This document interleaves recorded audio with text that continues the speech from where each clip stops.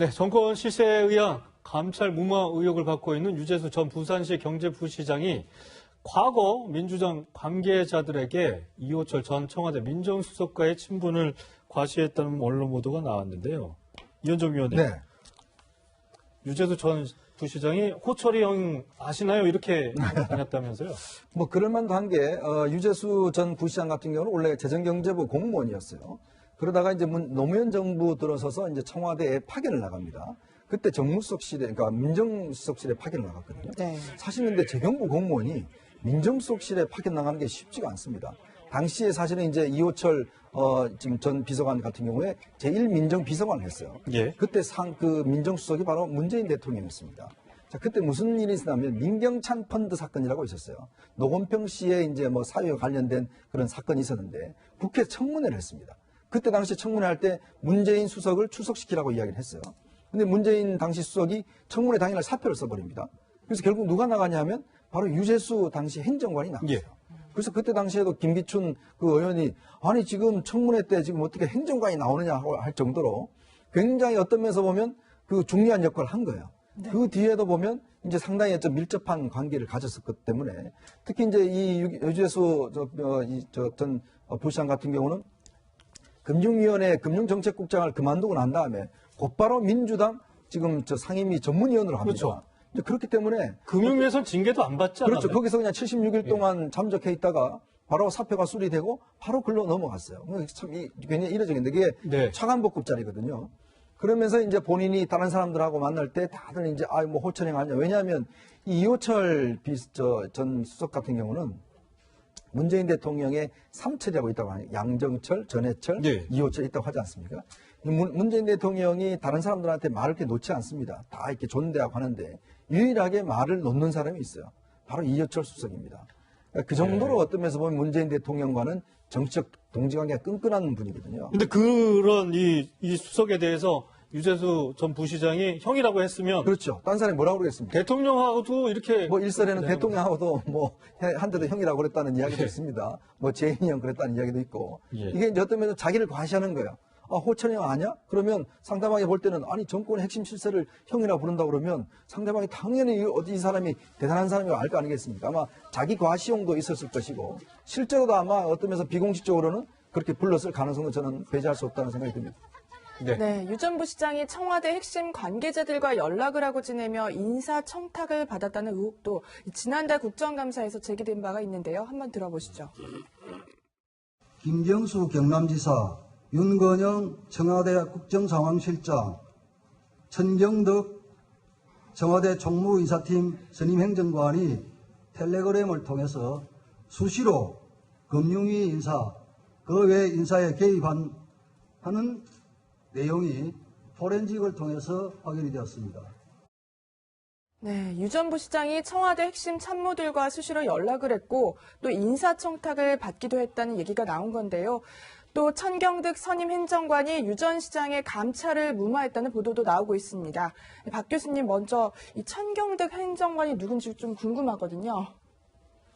아시나요 혹시? 행정관? 네, 뵌 적은 있습니다. 예. 이 총무비서관실이죠. 총무비서관실 인사담당 선임행정관이 하는 일이 뭔가 하면은 청와대에서 들어오는 사람들, 네. 나가는 사람들에 대해서 이렇게 인사검증을 하고 하는 통로입니다. 실제로 일반 공무원들, 부처에 있는 공무원들도 청와대로 올 때는 이제 파견이 아니고 부처에서 말소가 되고 청와대로 완전 소속이 바뀝니다. 예. 그렇기 때문에 철저하게 이 자료나 이런 것들을 통해서 검증을 해서 하는데 네. 그 자리에 있었던 분이 이 천경득 변호사인 걸로 알고 있고요. 그런데 이게 뭐 지금 일부 언론 보도에 나오면 금융권 고위급 인사, 금융위 인사도 천경득 행정관이 관여했다. 이런 얘기도 나오잖아요. 글쎄요, 제가 알기로 천경득 행정관이 그럴 만한 지위는 제가 안 된다고 보고요.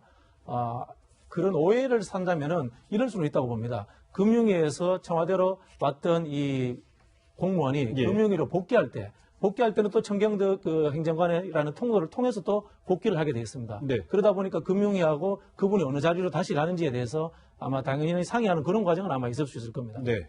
천경득 행정관이 또 저는 기억하기로 문재인 펀드라고 해야 되나요? 지난 대선 때. 네네. 그걸로 굉장히 뭐 이 히트를 쳤던. 2012년도에 이제 문재인 펀드를 예. 해가지고 그 당시에 좀 성공한 사례로 이렇게 좀 인기를 끌었던 걸로 알고 이 아이디어를 직접 행정관이 냈나 보죠?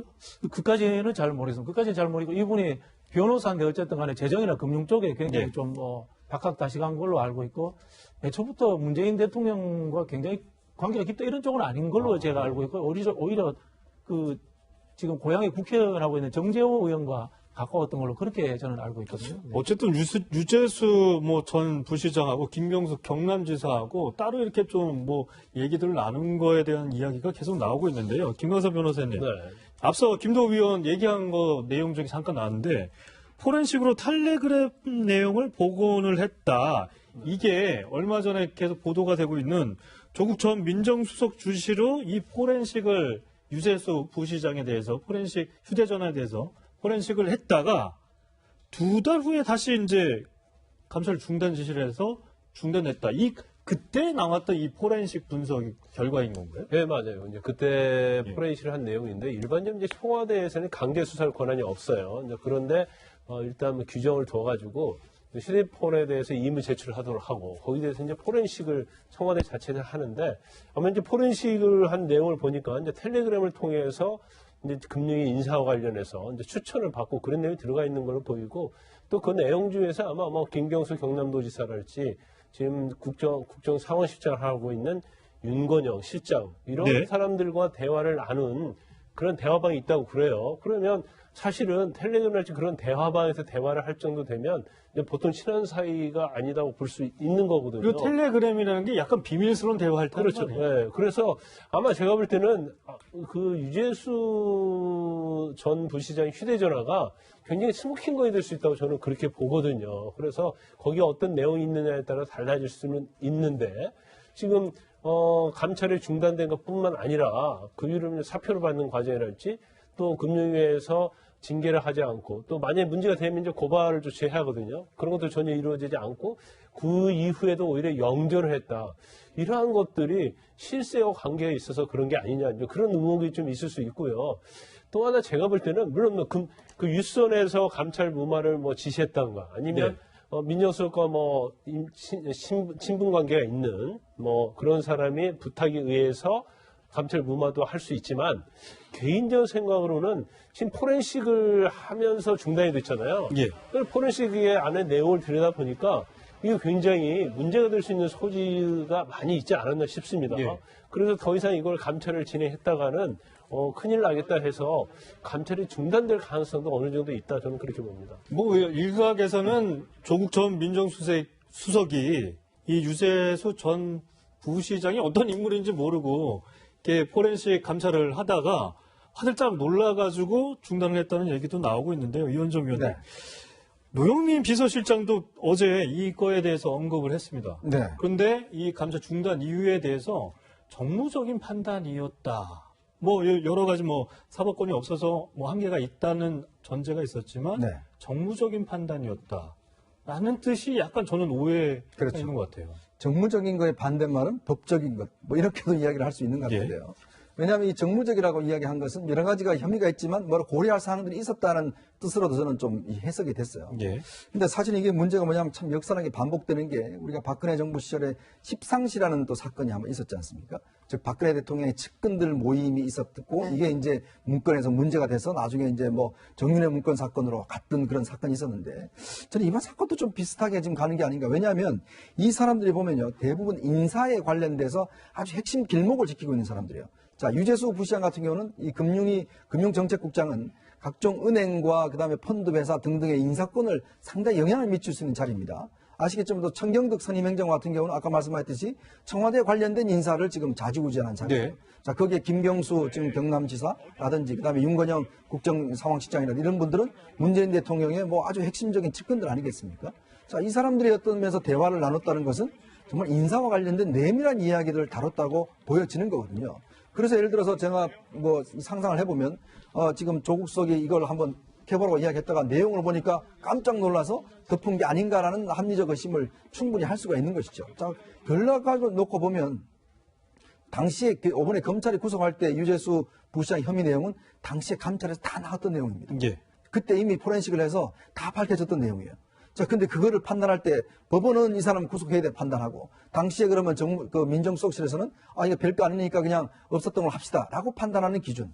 상식적으로 금융정책국장이 골프채 받고 그다음에 뭐 법인카드로 다 쓰고 뭐 등등 했다고 하면 이거는 중대한 상황입니다. 공무원들요 100만 원만 받아도 요즘 다 지금 징계받고 검찰 수사 받습니다. 그럼에도 불구하고 왜 이걸 밝혔음에도 불구하고 수사를 하지 않았을까? 과연 그걸 정무적인 판단으로 넘어갈 수 있을 것인가? 저는 솔직히 의문스럽습니다. 네. 박 교수님, 네. 유재수 전 부시장에 대한 이슈도 청와대 커다란 짐인 것 같습니다. 일단 그 유재수 전 시장에 대해서는 뭐 개인적 차원에서 분명히 엄벌을 받아야 될 그런 상황에는 분명하고요. 하나 좀 저희가 이제 과대 해석할 필요는 없는 게요. 저희가 국정농단 사건과 최순실 게이트 사건을 겪으면서 어쨌든 이 작은 비리라든가 어떤 약간의 흔들림조차도 과대하게 우리가 농단, 게이트 이렇게 해석하는 경향이 있습니다. 300명이라는 생명을 앗아간 세월호 사건을 조사 무마하려고 했던 의혹들이라든가 대한민국의 대기업들을 다 모아놓고 3,400억의 돈을 이렇게 갈취한 사건과 이번 사건들의 크기와 규모 그리고 이 전국에 미치는 파장의 문제는 상당히 차이가 있기 때문에 과도하게 우리가 이 정권을 흔들려는 의도에서 할 필요는 없다. 이런 말씀을 드리고 싶습니다. 네, 알겠습니다. 이현정 문화일보 논설위원, 박진영 건국대 초빙 교수와는 여기서 인사 나누겠습니다. 감사합니다. 감사합니다.